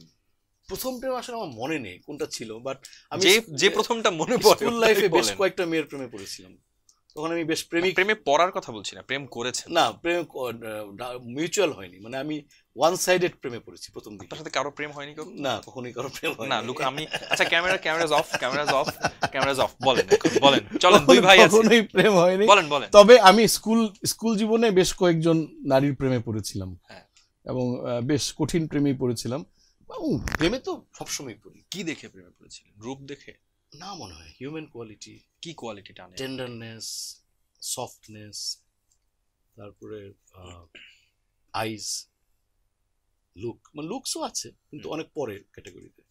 তা আপনার এই পুরো জীবনে আপনি কখনো কোনো নারীর সাথে, নারী সান্নিধ্য বা নারীদের সাথে প্রেম ভালোবাসা, কেন সেটা সামনে তো আরো সময় পড়ে আছে, সামনে না কেন এতদিন কেন হয়নি? আর কোনটা লুকিয়ে রাখছেন? ওয়ান সাইডেড মনে হয়। আমাকে শুধু এতটুকুন বলেন যে এই পুরো গল্পটার মধ্যে লুকানো কিছু আছে, হ্যাঁ বা না? কিছু লুকানো কিছু নেই, ও সামনে হবে, ভবিষ্যতে হবে। আপনাকে ভালোবেসেছে তো অনেকেই। না, সামনে আমিও ভালোবাসবো। সে সামনের কথা আমি শুনতে চাচ্ছি না। আপনাকে কোন নারী তো নিশ্চয়ই কাছে আসতে চেয়েছে। না, এখন পর্যন্ত চাইনি, বাট ভবিষ্যতে চাবে, আমি আশাবাদী। কমেন্ট করে আপনারা জানিয়ে দিবেন প্লিজ। আমি আশাবাদী যে সামনে আসবে। আমি আনন্দ খালেদকে ধরতে চাই। আপনারা যারা নারীরা আছেন কমেন্ট করে জানিয়ে দেবেন। যে শব্দগুলো আমরা খেলতে পারলাম না, মানে শুনতে পারলাম না, সেগুলো হচ্ছে ভয়, বাহ, তারপরে আমি অন্ধকারকে ভয় পাই, তারপরে ছিল ব্রেকআপ। এটা খেলা মানে ব্রেকআপের গল্প তো সে বলতোই না। আপনি প্রেমের কথা না বললেও ব্রেকআপের কথা বলতে পারেন, না সামনে সবই হবে। প্রেম, ধ্যান, না ব্রেকআপ না হোক, ধ্যান নিয়ে আমরা কথা বলে ফেলেছি অনেক। আর ছিল পাহাড় নিয়েও কথা বলে ফেলেছি, তার মানে সবই কভার, মোটামুটি কভার হয়ে গেছে। ধন্যবাদ আপনাকে। আমি এবার আপনার অনেস্টি দেখতে চাই, মানুষও দেখতে চাই। অলরেডি ইউ আর অনেস্ট, মাশাআল্লাহ। আমি এটাকে এখন যে অংশটায় আমরা আড্ডা দিব, যেটা সো কল্ড র্যাপিড ফায়ার, আমি কিছু প্রশ্ন করব। ঠিক র্যাপিড ফায়ার বলছি না এটাকে, মানে খুব দ্রুতই উত্তর দিতে হবে বিষয়টা তাও না, কিছু কোয়েশ্চেন অ্যান্সার আমি রেডি করে নিয়ে আসছি। এখানে একটু আপনার সাহস, আপনার অনেস্টি, ডিপ্লোম্যাটিক না হওয়াটা আশা করছি। হ্যাঁ, ওকে। এটার সাথে প্রেমের ব্যাপার নেই। আমি কিছু নাম বলবো আপনাকে, প্রথমেই সিনেমা থেকে নাম বলবো, নায়কদের নাম বলবো, কিন্তু এই নায়কদের মধ্যে আপনি তাদেরকে একটা র্যাঙ্কিং করবেন তাদের অভিনয় দক্ষতা থেকে। অভিনেতা হিসেবে, নায়ক হিসেবে না, ঠিক আছে, অভিনেতা হিসেবে। অভিনেতা হিসেবে, হ্যাঁ, নায়কের অভিনয় করছেন সেই হিসেবে। শাকিব খান, আরেফিন শুভ, অনন্ত জলিল, সিয়াম, বাপ্পি, নীরব, ইমন। আচ্ছা, আরেকবার একটু শুনতে পারি আমি? শাকিব খান, তারপরে আরেফিন শুভ, অনন্ত জলিল, সিয়াম, বাপ্পি, নীরব, ইমন। সিয়াম। সিয়াম বেস্ট থেকে প্রথমে তো হ্যাঁ, প্রথম থেকে, মানে বেস্ট টু। হ্যাঁ, বেস্ট টু লাস্ট। আচ্ছা, হ্যাঁ, তুমি সিয়াম। সিয়াম অভিনেতা হিসেবে, সিয়াম, আরিফিন শুভ, আরিফিন শুভ, নীরব, নীরব, ইমন, ইমন, সাকিব খান, শাকিব খান, আর কি থাকলো? অনন্ত জলিল এবং বাপ্পি। বাপ্পি, বাপ্পি, অনন্ত জলিল। অনন্ত জলিল, মানে সিয়াম এই 7 জনের মধ্যে, 7 জনই তো, 1 2 3 4 5 6 7, 7 জনের মধ্যে সিয়াম প্রথমে, 7 নম্বরে হচ্ছে অনন্ত জলিল, আপনার মতে শাকিব খান 5 নাম্বার অভিনয়ের জায়গা থেকে। ওকে, ধন্যবাদ। এবারে নায়িকার ক্ষেত্রে আসি, আপনার প্রিয় নারীদের নিয়ে কথা বলবো এখন। নায়িকা হিসেবে অপু বিশ্বাস, অভিনেত্রী হিসেবে বলবেন, নায়িকার অভিনয় করা অপু বিশ্বাস, বুবলি, মাহিয়া মাহি, নুসরাত ফারিয়া, বিদ্যা সিনহা মিম, পরিমণি, নিপুণ। আরেকবার শুনি একটু। অপু বিশ্বাস, বুবলি, মাহিয়া মাহি, নুসরাত ফারিয়া, মিম, পরিমণি, নিপুণ। মাহিয়া মাহি, অভিনেত্রী হিসেবে মাহিয়া মাহি, তারপরে হচ্ছে বুবলি, বুবলি, তারপরে অপু বিশ্বাস, নুসরাত ফারিয়া, মিম, পরিমণি, নিপুণ। বিদ্যা সিনহা মিম, মিম, মাহিয়া মাহি, বুবলি, বিদ্যা সিনহা মিম, হ্যাঁ, পরিমণি, পরিমণি, নুসরাত ফারিয়া, নিপুণ, অপু বিশ্বাস, 3টা আছে। নিপুণ, নিপুণ, অপু বিশ্বাস, অপু বিশ্বাস, নুসরাত ফারিয়া। নুসরাত ফারিয়া, মাহিয়া মাহি এই 7 জনের মধ্যে 1 নম্বরে, এবং নুসরাত ফারিয়া সবার শেষে অভিনেত্রী হিসেবে। খলনায়কে যাই, খলনায়কের নাম আছে এখানে 5 জনের। মিশা সওদাগর, ডিপজল, ডন, কাবিলা, তাসকিন। মিশা সওদাগর নাম্বার অভিনেত্রী 1, হিসেবে number 1, Taskin number 2, number 2 Taskin, আর কি Dipjol, Don, Kabila. Kabila number 3, Kabila number 3, Don Don number 4, 4, Dipjol number 5। মানে ডিপজল সবার শেষে, অ্যাকর্ডিং টু ইউর চয়েস। অভিনেতা, খল অভিনেতা হিসেবে ডিপজল সবার শেষে, মিশা সওদাগর সবার আগে। এবার তো নাটকে আসি। নাটকে আমি আপনাকে অভিনেতা বা এই হিসেবে র্যাঙ্কিং করতে বলছি না, এটা আপনার জায়গা থেকে আমি জানি। ডিপ্লোম্যাটিক অ্যান্সারটা হচ্ছে সবাই আমার প্রিয়, তারপর সো কমফোর্টেবল ওয়ার্ক উইথ, আপনি কার সাথে কাজ করতে গিয়ে সবচেয়ে কমফোর্টেবল। হ্যাঁ, হিরোদের কথা বলছি। আফরান নিশো, অপূর্ব ভাই আমাদের, মোশাররফ করিম, চঞ্চল চৌধুরী, সজল। অপূর্ব ভাই নাম্বার 1, অপূর্ব ভাই কমফোর্টেবল, এটা আমরা অভিনেতা হিসেবে জানতে চাচ্ছি না। নাম্বার 1 অপূর্ব ভাই। হ্যাঁ, অপূর্ব ভাই। নাম্বার 2 চঞ্চল ভাই, চঞ্চল ভাই নাম্বার 2, নাম্বার 3 মোশাররফ করিম ভাই, মোশাররফ করিম ভাই, নাম্বার 4 আফরান নিশো ভাই, আফরান নিশো ভাই, তারপর সজল ভাই। সজল। সজলের সাথে কাজ হয়েছে আপনার? খুব কম, খুব কম। ওকে, একইভাবে কমফোর্টেবল না, এটা আমি একটু অভিনেত্রী হিসেবে জানতে চাই। হ্যাঁ, নায়িকাটার ব্যাপার, নায়িকাদের কাজটা একটু অভিনেত্রী হিসেবে জানতে চাই আপনার কাছে, অভিনয় স্কিলের জায়গা থেকে। তানজিন তিশা, আমি সবই সমসাময়িকদের কথা বলছি। মেহজাবিন, সাবিলা নূর, সাফা কবির, ফারিন। আবার বলি, তানজিন তিশা, মেহজাবিন, সাবিলা নূর, সাফা কবির, ফারিন। মেহজাবিন সবচেয়ে ভালো করছে। হ্যাঁ, তারপরে তানজিন তিশা, তারপর তানজিন তিশা, সাবিলা নূর, সাফা আর ফারিন, সাফা কবির, ফারিন। ওকে, সঙ্গীত অঙ্গনে যাচ্ছি। না, আমি মনে একটু ভুল করে ফেললাম। আচ্ছা, কারেক্ট করতে? হ্যাঁ শিওর। মেহজাবিন, তানজিন তিশা, সাবিলা নূর, ফারিন, সাফা কবির। ওকে, চেঞ্জটা হলো শুধুমাত্র শেষে ফারিন সবার শেষে ছিল, তার আগে সাফা ছিল, এবার ফারিন আগে আসলো, সাফা পরে চলে গেল। ওকে, আমি সঙ্গীত শিল্পী হিসেবে আপনার যার গান শুনতে ভালো লাগে, প্রিয় শিল্পী বলছি না, যার গান শুনতে ভালো লাগে বা বেশি শোনেন, মেল সিঙ্গারদের কথা বলছি। হাবিব ওয়াহিদ, তাহসান খান, হৃদয় খান, মিনার, ইমরান। র্যাঙ্কিং: তাহসান ভাই ফার্স্ট, তাহসান খান, হাবিব ভাই, হাবিব ভাই সেকেন্ড, মিনার থার্ড, হৃদয় খান, ইমরান, হৃদয় খান, হৃদয় খান সবার শেষে। আচ্ছা, ফিমেল সিঙ্গার ন্যান্সি, কণা, ঐশী, পড়শি, কোনাল, আখি আলমগীর। ন্যান্সি, কোনাল, আর কি আছে বলুন তো? কণা, ঐশী, পড়শি, আখি আলমগীর। কণা, পড়শি, আখি আলমগীর, ঐশী। ওকে, ব্রিলিয়ান্ট ব্রাদার, মানে আপনি একদম স্ট্রেট কাট গেছেন এবং খুবই ভালো লাগলো যেখানে এটা কিন্তু আমার পার্সোনাল মতামত, কেউ মাইন্ড করার দরকার নেই, এখানে মাইন্ড কেউ, এটা আমার একেবারে পার্সোনাল মতামত। আপনি অবশ্যই এর সাথে ডিফার করতে পারেন, আপনার ভিন্ন মত থাকতেই পারে, এটা একেবারেই আমার পার্সোনাল মানে অবজারভেশন। নিশ্চয়ই। আমরা আমাদের আড্ডা একদমই শেষ করে ফেলেছি। আমাদের ইভানের নিমন্ত্রণে এসে আপনার কেমন লাগলো? সোকল ফর্মাল প্রশ্ন একটুখানি বলবেন, কিছু সাজেশনও দিয়ে যাবেন, তবে আরেকটা অংশ বাকি আছে, সেই আলোচনায় ঢোকার আগে একটু শুনে নিই। খুব ভালো লাগলো, খুবই মানে একটা কি বলে নির্মল আড্ডা, এবং মন খুলে কথা বলা গেল। আমরা মন খুলে কিন্তু কথা বলেছি, কোনো লুকোছাপা করিনি, মন খুলে কথা বলেছি। আর আপনার মতো একজন প্রাণবন্ত উপস্থাপক লাইভের আবার কবে পাবো আমি জানি না, কারণ আপনি আবার কবে ডাকবেন, আপনার সাথে আবার কবে বসার সুযোগ পাবো, আপনি ব্যস্ত মানুষ। এবং কবে আবার আমি জানি আপনি খুব শিগগিরই একজন চিত্রনায়ক হয়ে যাচ্ছেন, এটা আমি জানি।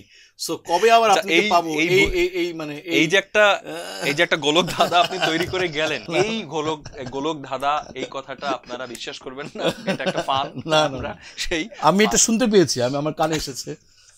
আপনি ইনশাআল্লাহ ভালো ব্রেক পাবেন সামনে, অসুবিধা নেই, আমাদের ভুলে গেলেও সমস্যা নেই, আপনি আপনার ক্যারিয়ারে সফল হন, এটাই চাই আর কি। আচ্ছা, আপনি আমাকে একটু এটা বলেন যে প্রচুর মানুষের প্রশ্ন, আপনি বিয়ে করছেন কবে? আগে তো প্রেম করতে হবে, তারপর বিয়ে। প্রেমটাকে প্রেম না করে বিয়ে করবেন না, আগে প্রেম তারপর বিয়ে। আচ্ছা, তো যারা, এবং আমার ধারণা আমি বুড়া বয়সে খুব ভালো একজন প্রেমিক হবো। বুড়া বয়সে খুব ভালো, বুড়া বয়সে, বাহ, ওল্ড লাইফে লাভ হবে। ওয়াও। ওকে, আমি একেবারে শেষ অংশটাতে আসি। হ্যাঁ, সংবাদ প্রকাশ, এই নামটার দিকে যদি আমরা খেয়াল করি, সংবাদ এবং প্রকাশ, আমি প্রথমে জানতে চাই যে একজন শিল্পী হিসেবে, বা আপনি প্রচুর পড়ুয়া মানুষ, শিল্পীদেরকে নিয়ে সংবাদপত্রে বা সংবাদ প্ল্যাটফর্মগুলোতে কি ধরনের সংবাদ আশা করেন বা মিস করছেন যেরকম সংবাদ হয় না? আর দ্বিতীয়ত, যে আপনাকে নিয়ে নতুন করে আসলে কোনো কাজের খবর যদি আমাদেরকে দেন। আমার সিনেমা আসছে অমানুষ, এটা নিয়ে আমি খুবই আশাবাদী, কারণ অনন্য মামুন ভাই, আগেও আমি অনন্য মামুন ভাই 2টা সিনেমায় কাজ করেছি। একটা হচ্ছে আমাদের আবার বসন্তে কাজ করেছি, যেখানে তারেক আনাম ভাই বেস্ট নায়ক, সেরা নায়কের পুরস্কার পেলেন, জাতীয় চলচ্চিত্র পুরস্কার। এই ছবিটা অনন্য মামুন ভাই খুব ভালো বানিয়েছেন।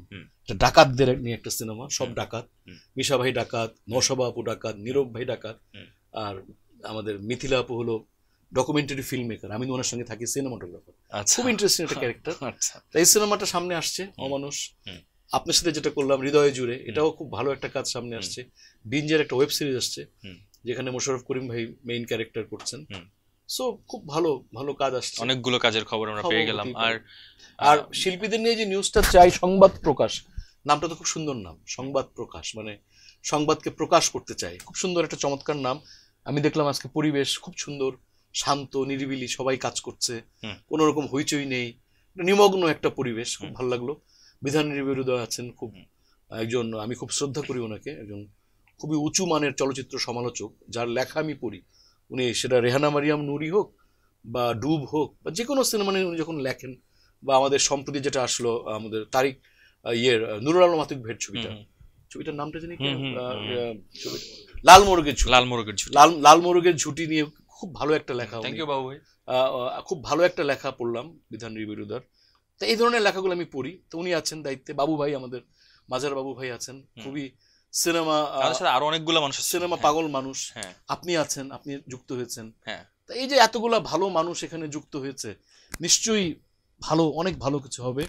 আর শিল্পীদের ব্যাপারে, শিল্পীদের নিউজ, যেমন আমি মনে করি যারা তরুণ শিল্পী, যারা ধরেন যারা এস্টাবলিশড হয়নি কিন্তু এস্টাবলিশড হতে চাচ্ছে, যারা প্রতিষ্ঠা চাচ্ছে, তাদেরকে নিয়ে যদি একটু প্রমোট করা হয়, কারণ এদের হয়ে বলার কেউ নেই। এরা ফেসবুকে একটা পোস্ট দিলে 10-12টা লাইক পড়ে, এরা এফডিসিতে গেলে শিল্পী সমিতি বা চলচ্চিত্র পরিচালক সমিতির অফিসের সামনে ঘোরাঘুরি করে, কিন্তু ওরকম পাত্তা পায় না, তাই না? এই যে আমরা 184 জন শিল্পী দেখতেছি, অসহায়, এদের ভোটাধিকার নাই, এরা ঘুরে বেড়াচ্ছে, এদের এদের কিন্তু কেউ পাত্তাই দিচ্ছে না। এরকম যারা নতুন শিল্পী আছে, যারা মানে স্ট্রাগল করছে, হ্যাঁ, এদেরকে একটু প্রমোট যদি করা হয়, আমার মতো শিল্পীদের একটু প্রমোট করা এস্টাবলিশড, আমি বলতেছি যারা একদম নতুন, না আমিও স্ট্রাগলার, হ্যাঁ, তাদেরকে যদি একটু প্রমোট করা হয়, তাদেরকে একটু স্পেস দেওয়া হয়, এটাই আমার সংবাদ প্রকাশের কাছে আমার এটাই প্রত্যাশা। আমিও কর্তৃপক্ষের কাছে আবেদনটা জানিয়ে রাখবো যে আমাদের এই প্রত্যেকটা অতিথির কাছ থেকে যে তথ্যগুলো আমরা পাচ্ছি আপনারা নিশ্চয়ই টেক কেয়ার করবেন, এবং সেই কথাগুলো ধরে আমরা আসলে কাজ করতে চেষ্টা করবো, আপনারা নিশ্চয়ই সেই চেষ্টা করবেন, এটা আমারও একটা আবেদন।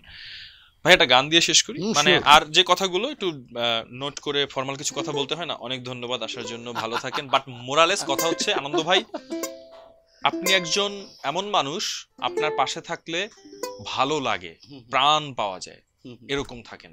আপনার জন্য দোয়া আলাদা করে কিভাবে করতে হয় জানি না, একেবারে মানে মন ভরে আপনার জন্য আসলে সেই দোয়াটা রাখতে চাই। আমার মনে হয় আপনার জন্য অনেক শুভেচ্ছা। আমি অপেক্ষা করছি, আমি ওয়েট করছি আবার কবে ইভান সাইর ভাইয়ের সাথে আমি আবার বসবো। আমি এখন বাংলাদেশে এত ভালো লাইভ উপস্থাপক আর দেখছি না, এটা হচ্ছে বাস্তবতা। দোয়া করবেন আমি একজন ভালো অভিনেতাও হতে চাই, যাতে একটা সময় গিয়ে আসলে অভিনয়ের মধ্যে বেঁচে থাকতে পারি। এটাই মানে আশঙ্কা যে আপনি চিত্রনায়ক হয়ে যাবেন, তারপরে এই পেশা ছেড়ে দিবেন, এটা তখন আমরা আপনাকে মিস করবো, আমরা এরকম ভালো একজন উপস্থাপক পাবো। আচ্ছা, এই গানটা এটা আমার প্রথম মিউজিক ভিডিও, মায়াটা সেকেন্ড। এটা আমরা কক্সবাজারে শুটিং করেছিলাম। কক্সবাজারের পিছনে একটা জায়গা আছে মিনি বান্দরবন, ওখানে শুটিং করেছিলাম এবং সি বিচেও শুটিং করেছিলাম। এটা সাউন্ড টেকে এই গানটা শোনা যাবে। আর আগে যে গানটা গেলাম মা, ওটা ধ্রুব মিউজিক স্টেশনের চ্যানেলে আছে।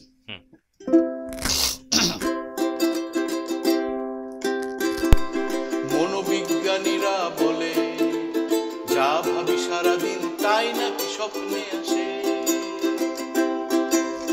মনোবিজ্ঞানীরা বলে যা ভাবি সারাদিন তাই নাকি স্বপ্নে আসে। সারাটা দিন ধরে তোমার কথাই তো ভাবি, সারাটা দিন ধরে তোমার কথাই তো ভাবি, তবুও কেন রাতে স্বপ্নে আমার তুমি আসো না। তবুও কেন রাতে স্বপ্নে আমার তুমি আসো না। যেখানে যেখানে তুমি যেতে সেখানে সেখানে যাই, অচেনা মানুষের মুখের আদলে তোমাকেই খুঁজে বেড়াই। যেখানে যেখানে তুমি যেতে সেখানে সেখানে যাই, অচেনা মানুষের মুখের আদলে তোমাকেই খুঁজে বেড়াই। একবার একবার স্বপ্নেতে আসো আমার, কখনো কেন রাতে স্বপ্নে আমার তুমি আসো না। জানি যেখানে থাকো যত দূরে ভালোবাসা মরেনি, তবু একটিবার দেখবো তোমায় আকুতিটা আজও যায়নি। জানি যেখানে থাকো যত দূরে ভালোবাসা মরেনি, তবু একটিবার দেখবো তোমায় আকুতিটা আজও যায়নি। একবার একবার স্বপ্নেতে আসো আমার, কখনো কেন রাতে স্বপ্নে আমার তুমি আসো না। মনোবিজ্ঞানীরা বলে যা ভাবি সারাদিন তাই নাকি স্বপ্নে আসে। সারাটা দিন ধরে তোমার কথাই তো ভাবি, তবুও কেন রাতে স্বপ্নে আমার তুমি আসো। Thank you. Thank you. এটা চলতে চলতে শেষ করে দেই না? শেষ করার আগে আর একটা কাজ আছে, সেটা হচ্ছে যে সামনের সপ্তাহের আমন্ত্রণ। সামনের সপ্তাহে এরকম প্রিয় কোনো মানুষের সাথে, আমি একটা জিনিস খুঁজে পাচ্ছি না, হ্যাঁ পাইছি, প্রিয় কোনো মানুষের সাথে আবার আপনাদের সাথে আড্ডা দিব। আর আনন্দ ভাই, আমাদের তরফ থেকে আপনাকে ছোট্ট একটা উপহার। অনেক অনেক ধন্যবাদ আপনাকে ইভান ভাই। এবং ইভান ভাই আপনাকে তো কি বলবো, মানে আসলে কি বলে যে ধন্যবাদ জানাবো বুঝতে পারছি না। তবে আমি দর্শকদের উদ্দেশ্যে কিছু বলতে চাই। সেটা হচ্ছে আপনারা যারা সংবাদ প্রকাশের পাঠক এবং দর্শক, সেটা ফেসবুকে হতে পারে, সেটা ইউটিউবে হতে পারে, আপনারা সবাই ভালো থাকবেন, আনন্দে থাকবেন, করোনা মুক্ত থাকবেন, সবাই সাবধানে থাকবেন, অনেক ভালো থাকবেন, এটাই প্রত্যাশা। সবার জন্য ভালোবাসা।